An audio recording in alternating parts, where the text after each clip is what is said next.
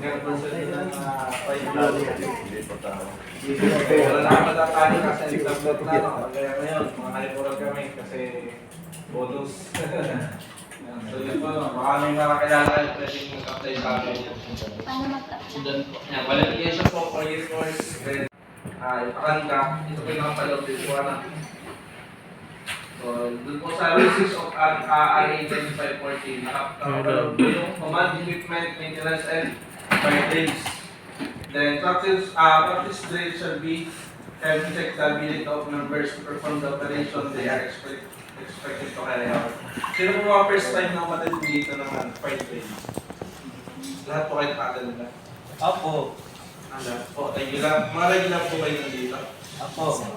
So, yun po. Ilang po ang population natin dito? Total strength ng RA Technologies?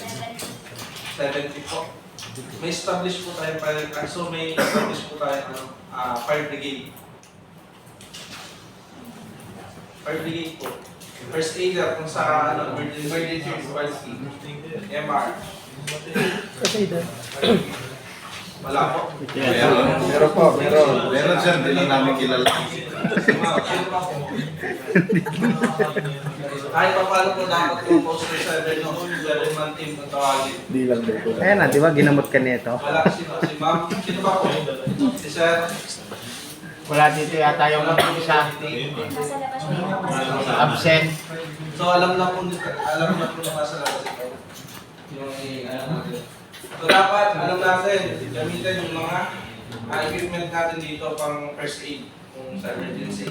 Fire X, then Carros cabinet. Meron po ba tayo sa wala po fire cabinet.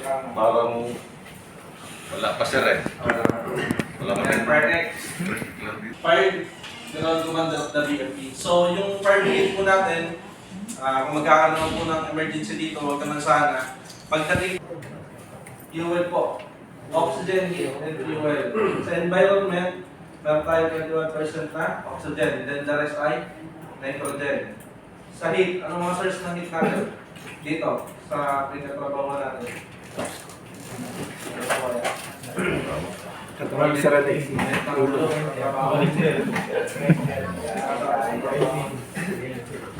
Yung welding po, pag-welding, cutting, ano po? Sama din yun yung open frame sun, then electrical, ano po? Then sa fuel natin, sino po pwedeng makapagbigay ng example ng fuel? Ano po pag sinabing fuel? Paper. Gasolina lang. Ingat. Lahat po ng pwedeng masunog, ano po, fuel. Either po tayong tao, pwede tayong fuel. Pwede tayong masama sa solid. Yan, wood, plastic, rubber, cloth, so liquid. Yung mga flammable liquid, ano po, mga gasoline, kerosene, varnish, alcohol, oil paint. Then sa gas, natural gas, propane, butane. Yan po, no. Triangle po, oxygen, heat, and fuel. Then, nagkaroon po tayo ng fire tetrahedron. Nadagdagan po siya yung tatlo. Ano po yung nagdag? Chemical chain reaction. Sinasabi po dito na kahit gawin tayo ng tatlo, hindi tayo makapabuo ng apoy kung hindi magsasama-sama. Ano po? Kahit gawin tayo ng heat, oxygen, and fuel. Then kung magkaroon naman tayo ng apoy, remove one element, there would be no fire. Ano po? Alisin lang natin yung isa dun sa fire triangle, mawawalan na po ng apoy. For example na lang po sa kusina, nag-apoy yung kawali na may mantika. Paano natin papatayin? Fire extinguisher.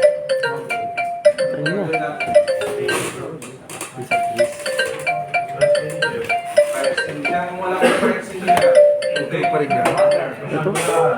bawal po gawin ng tubig at then magaling din na po. Nakatakay po natin mamaya. Lalo po yung lalaki.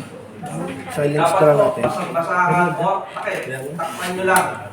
Para mawala yung oxygen. So mawala na po ng apoy. Ano po? Yun po yung pinakamadaling example. Then meron po tayong process of fire. Dahil meron po tayong iba't ibang uri ng masusunog. Ano?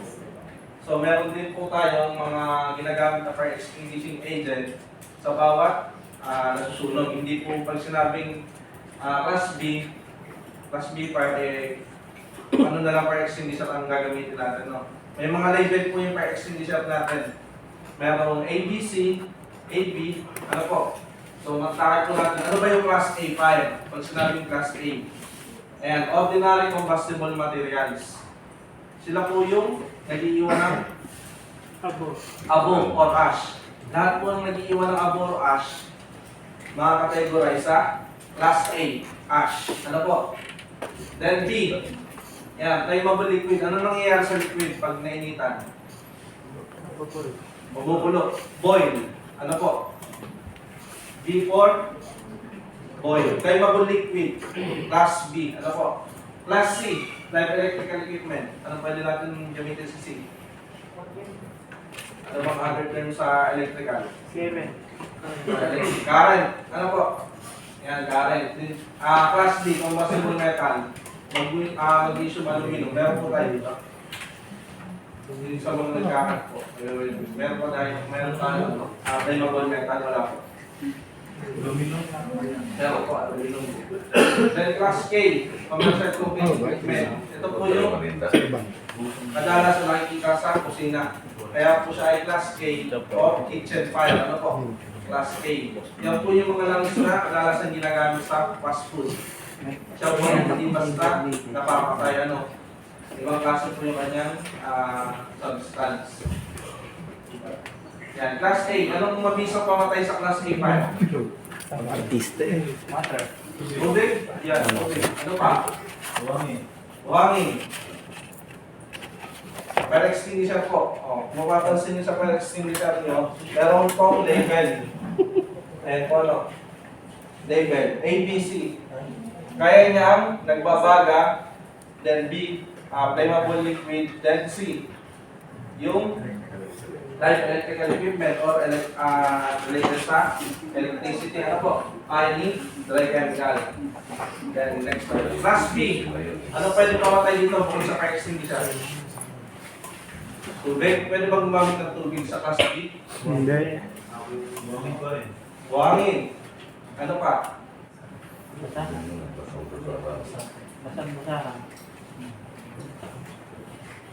Ayan, carbon dioxide po, no? Kung mapapansin niyo po sa fast food, yung po yung ano nila, yung pinaglulutuan, yung po ay merong CO2. Pagka nagliyab yun, nagre-release po yun ng malamig na hangin, ano, yung pitching system na tinatawag. Then A-triple-F. Sino po nakakita ng color blue na fire extinguisher? Meron po kayo dito. Sa gasolinahan po madalas, no? Yan. Ang laban po nun ay liquid na nag-cover ng foam. Inaalis sa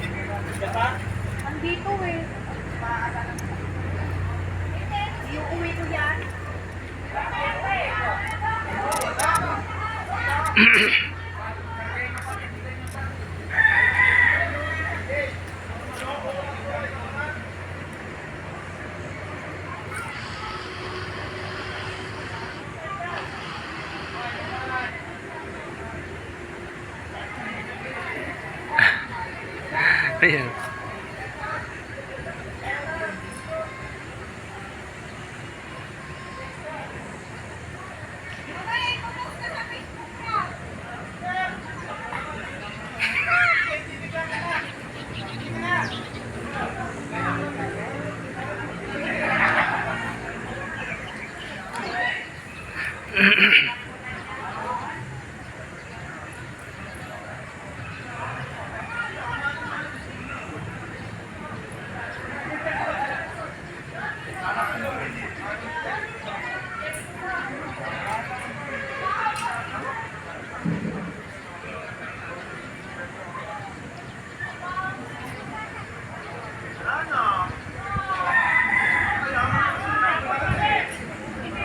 Wala na yun.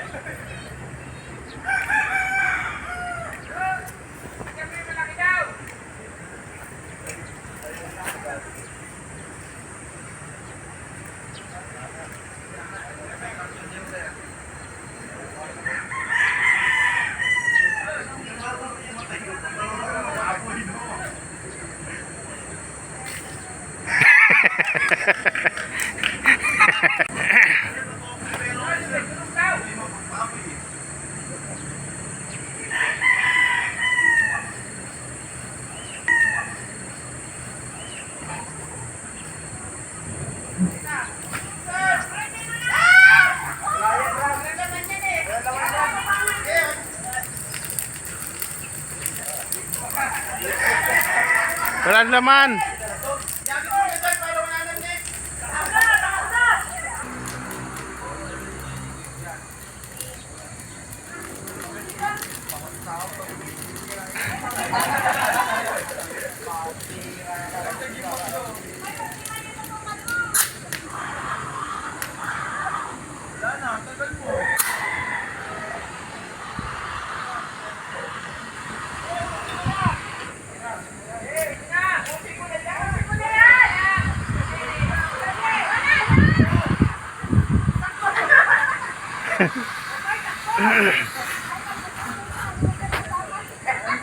Kapal ng usok.